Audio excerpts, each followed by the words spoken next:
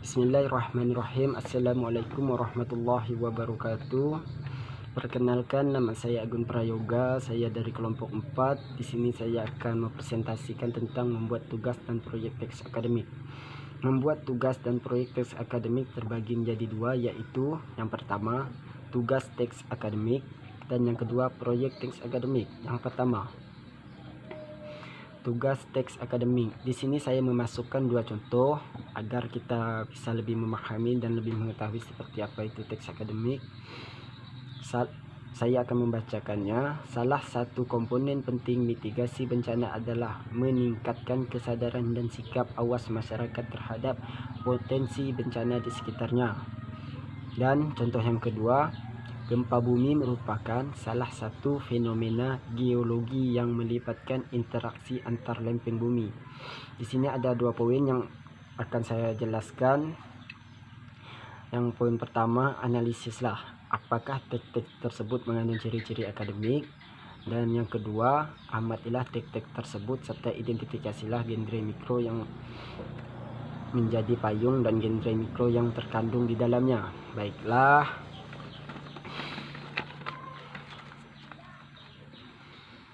Dari kedua contoh yang saya bacakan atau yang saya cantumkan di PowerPoint saya, dua-duanya sudah termasuk dalam ciri-ciri teks akademik. Apa saja itu ciri-ciri teks akademik? Ciri-ciri teks akademik ialah sederhana, padat, jelas, dan logis. Dari dua contoh yang saya masukkan, menurut saya sudah menggambarkan dari 4 ciri-ciri tersebut. Dan yang kedua, amatilah teks-teks tersebut serta identifikasilah genre makro yang menjadi payung dan genre mikro yang terkandung di dalamnya. Berdasarkan dari kedua contoh yang saya masukkan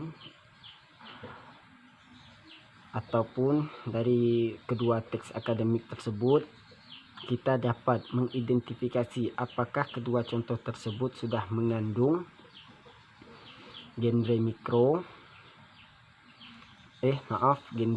yang menjadi payung dan genre mikro yang terkandung di dalamnya.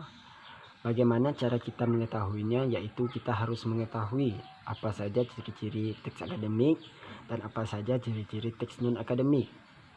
Jika kita tidak mengetahui antara ciri-ciri teks akademik dan non akademik, maka kita juga tidak akan bisa menentukan yang mana genre mikro, yang mana genre makro. Karena bagaimana cara kita membedakannya jika kita saja tidak paham ataupun tidak tahu yang mana ciri-ciri teks akademik dan ciri-ciri teks non akademik.